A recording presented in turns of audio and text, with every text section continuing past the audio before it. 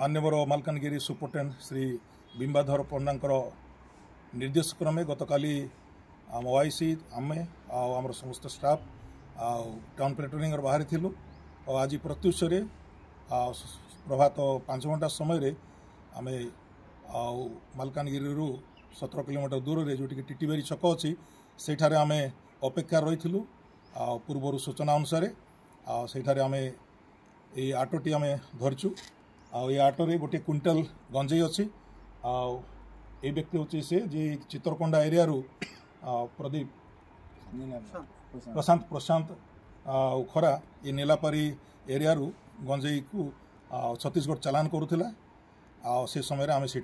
धरीचु सकाळे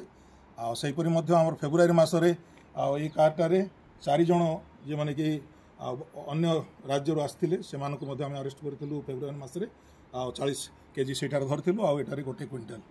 यहीपरि आगक विशेषकर आमर ये रेड्रे नेतृत्व नहीं आम मानकर डेप्यूटी सुपरटेंडेंट श्री टंकोधर भई